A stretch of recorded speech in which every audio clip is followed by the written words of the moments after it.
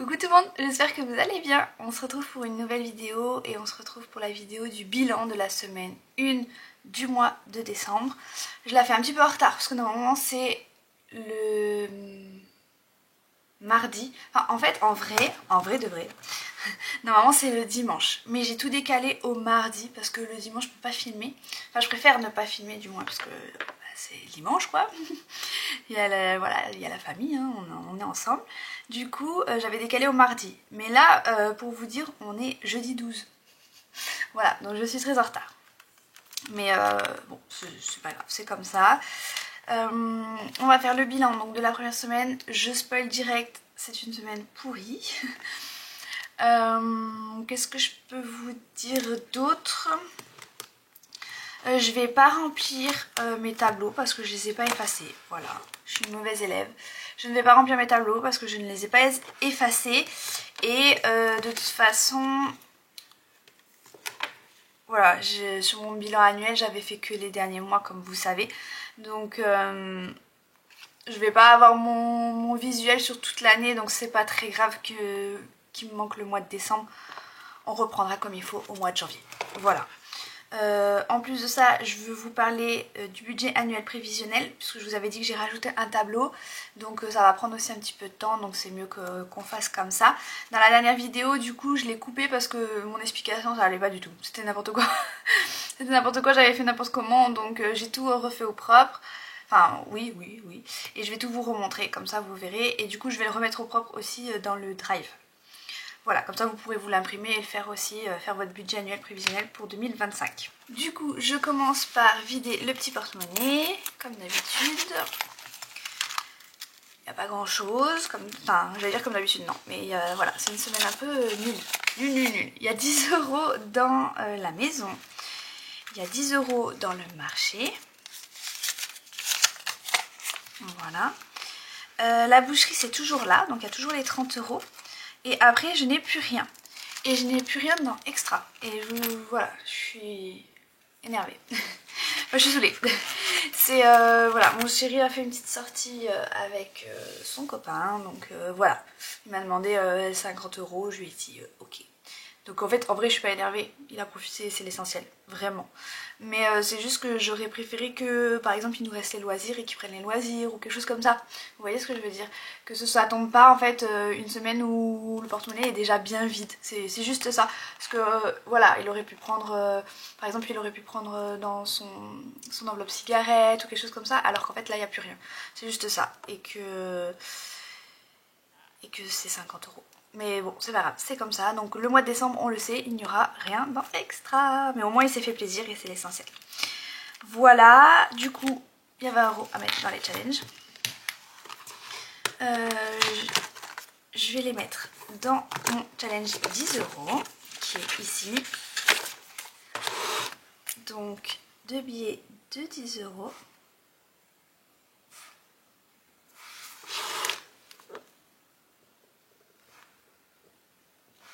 C'est que, je sais pas, j'ai l'impression qu'on est dans une phase où on dépense. Surtout mon chéri, il a des phases comme ça où il a envie de dépenser et du coup c'est super dur de le canaliser. Et c'est pour ça que je sais pas, il n'y a pas beaucoup dans le porte-monnaie, je sais pas. J'ai pas aimé cette semaine, je suis pas très contente. Voilà, cette semaine ne me plaît pas, mais bon, c'est pas grave, on fera mieux la semaine prochaine.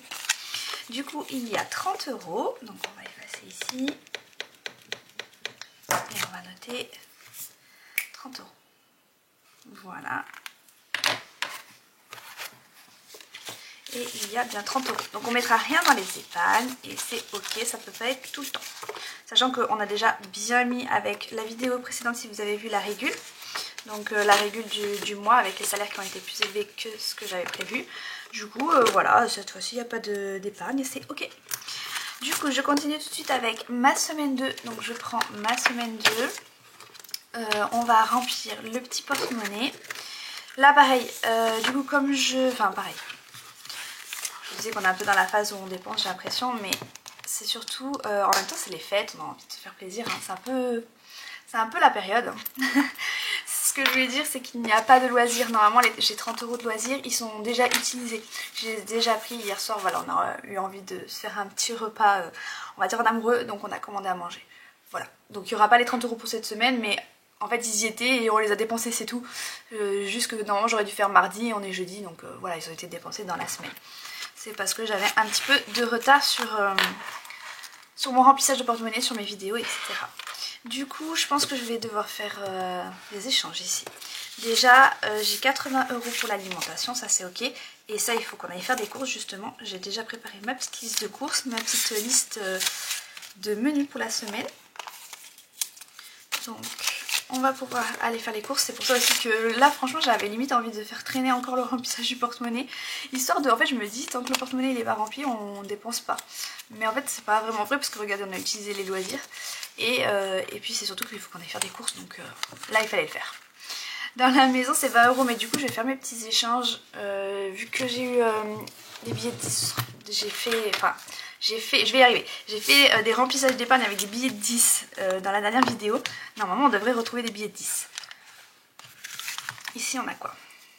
Ah, je vais même prendre des billets de 5 parce qu'on va en avoir besoin, comme vous savez. Donc 10, 20, 30, 40 et 50.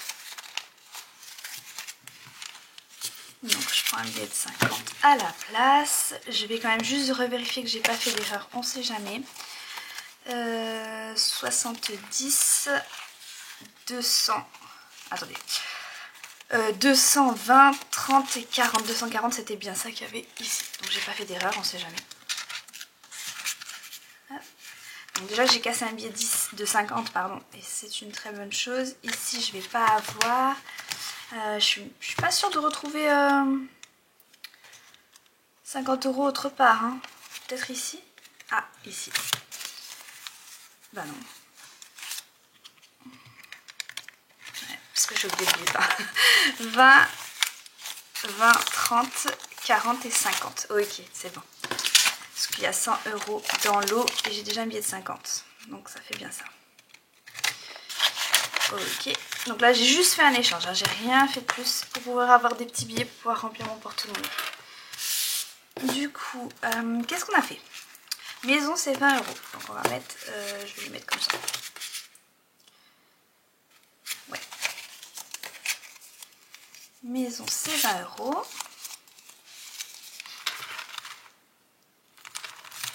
Marché c'est 15 €. Pareil, il faut que je remplisse mes petits trackers. Peut-être qu'on va le faire là, vu que de toute façon on n'a pas eu d'épargne. On va peut-être prendre le temps de le faire cette fois-ci.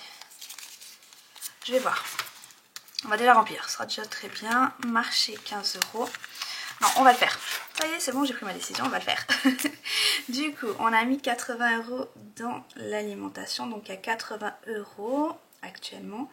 On est le 12-12 et c'est ok.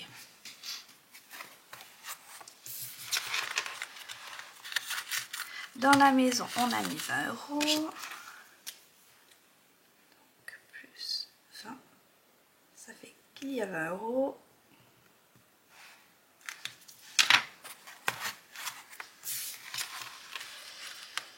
Dans le marché, on a mis 15 €. J'ai pas mis 15 €, j'ai mis que 10. Je me suis arrêtée au milieu, c'est ça? Je vais vérifier, mais il me semble. Je sais pas pourquoi j'ai commencé à écrire de ce côté-là alors que j'ai de la place ici. Donc plus 15 €, donc il y a 15 € et on est le 12-12. J'ai pas trop mis à jour mes trackers cette semaine. Je vous dis, comme j'ai l'impression que c'était une semaine où on dépense, j'ai pas... J'ai vraiment fermé les yeux en fait. Ah, ils sont là les 5 €. Ok, je les avais pas vus. Je pense que vous les avez vus sauter. Du coup, il y avait bien 15 € dans le marché. Oui, du coup, je disais... Comme c'était une semaine bizarre là dans les dépenses, j'ai trop lâché le truc de remplir mes trackers et tout ça. J'aime pas les semaines comme ça. Quand je vous dis que j'ai vraiment pas aimé cette semaine, c'est comme ça. Mais voilà, là au moins on a tout réécrit sur les trackers. On repart pour une nouvelle semaine et ça va bien se passer cette semaine. Par contre, le carburant c'est 50 €. J'aurais pu garder un billet de 50 € clairement. Tant pis. Et c'est vrai que 50 € ça me permet de... Oh là là, vous savez ce que je vais faire? Je vais refaire une modif. Parce que le 50 €, si jamais on met pas 50 € d'essence et qu'on met un peu moins, et ben ça permet de casser ce billet de 50 €. Et c'est mieux parce que là en ce moment ça commence à être difficile. Donc on va remettre 20, 30, 40 et 50. Je préfère. Comme ça, voilà, si on paye 40 € d'essence, si on a 40 € d'essence cette semaine, bah, on récupère un billet de 10. C'est toujours mieux. Car là, on aurait dépensé, enfin, on aurait utilisé les billets de 5, les billets de 10, etc. Donc, je préfère avoir 50 € pour mon carburant pour cette semaine. Les loisirs, comme je vous disais, il n'y a plus rien. Les cigarettes, c'est bien 15 €, c'est ce qui nous reste. Et j'ai oublié de noter dans mon tracker, mais je vais le faire. 10 € et 5, 15 €. On va noter 15 €, 15 €.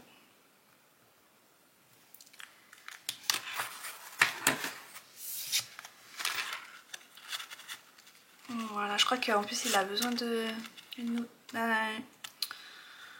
comment ça s'appelle? Enfin, en fait, je sais pas si je peux le dire sur mes vidéos. On va dire cigarette électronique. Voilà, c'est mieux comme ça. Il a besoin, je crois, d'en acheter une. Il en manque. Donc là, le porte-monnaie il est rempli, il va pouvoir aller s'en acheter tout de suite. Je pense qu'il va être content. C'est 50 € l'essence. Hein. J'allais mettre 15. Ok. Le petit porte-monnaie, c'est fait. Les challenges, c'est fait. Il n'y a pas de remplissage d'épargne. Et on va faire le petit nouveau tableau du budget annuel prévisionnel.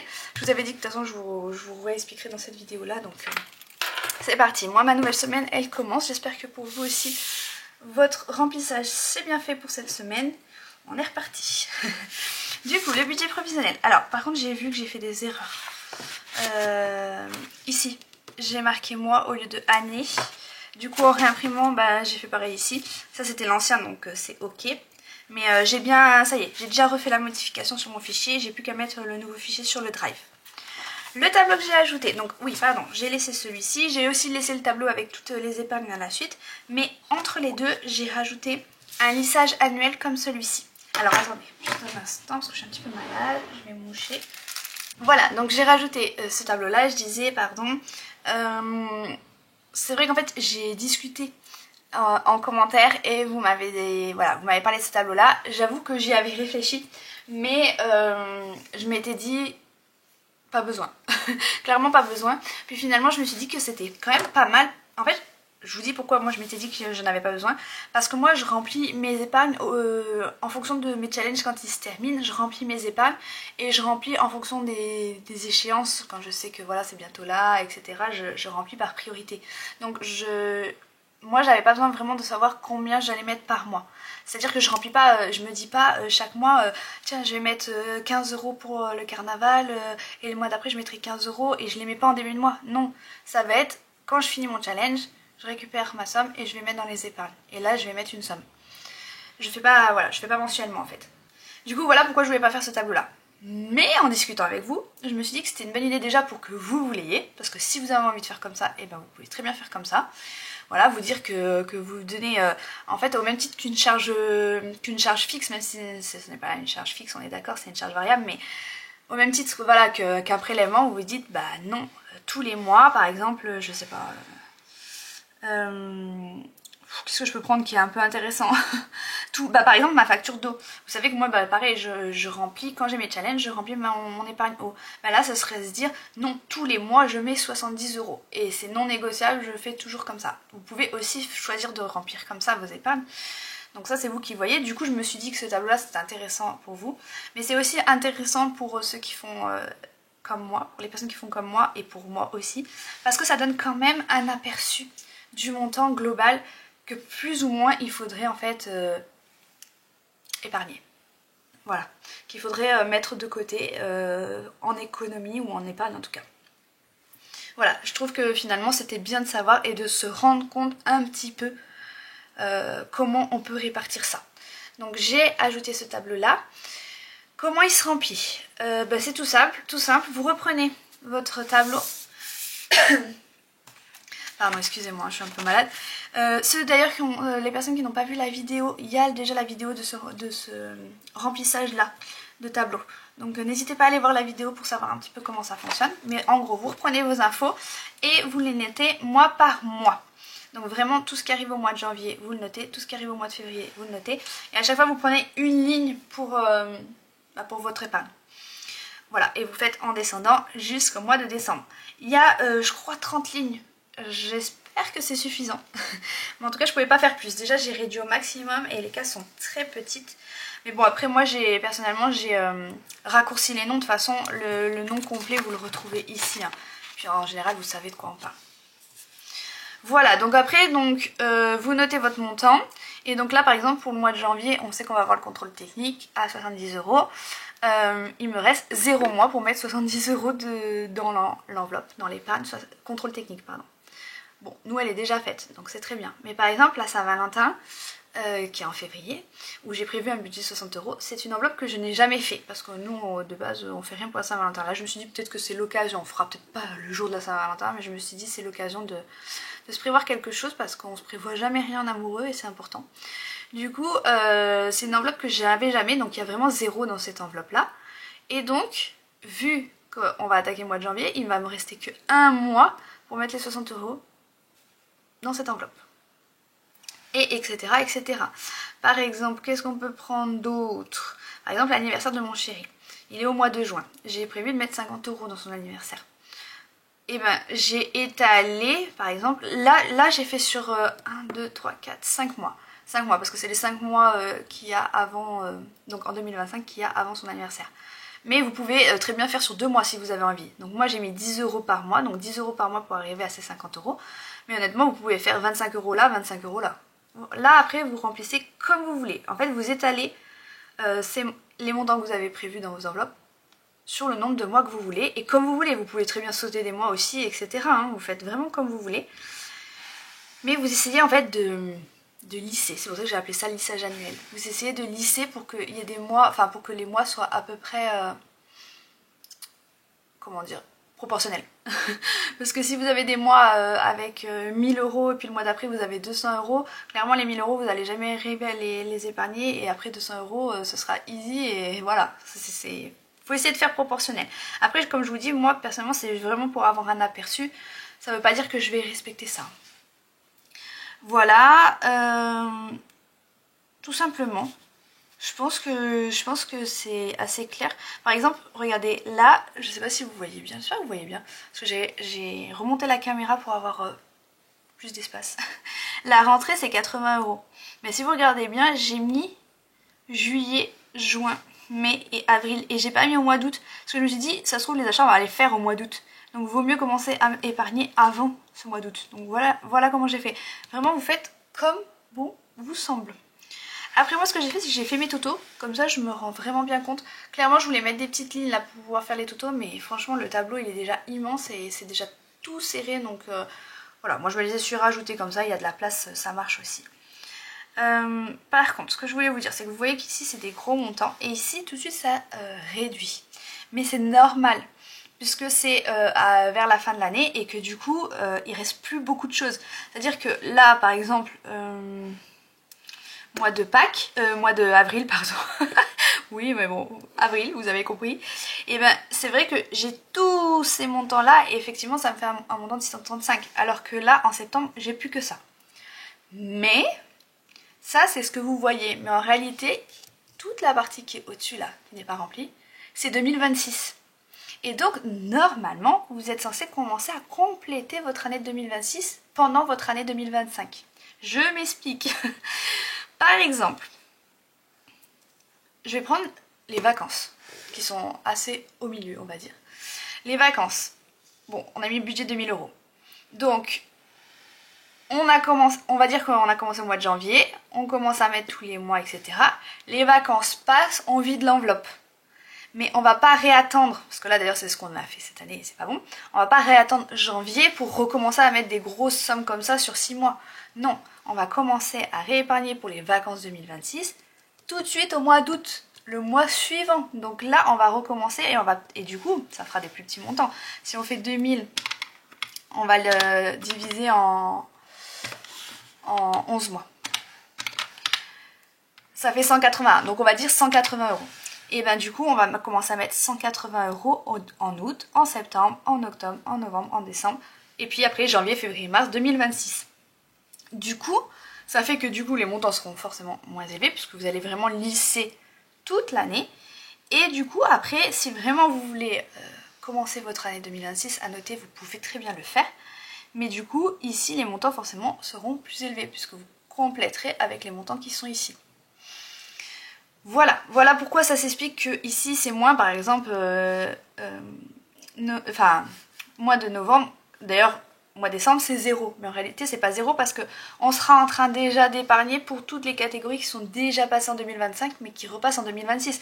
Par exemple moi au mois de janvier, 70 € mon contrôle technique, il faut qu'il soit déjà épargné au cours de mon année 2025 pour 2026. Parce qu'au mois de janvier, 70 €, il faut qu'il soit déjà dans mon enveloppe. 2026 je parle. Voilà.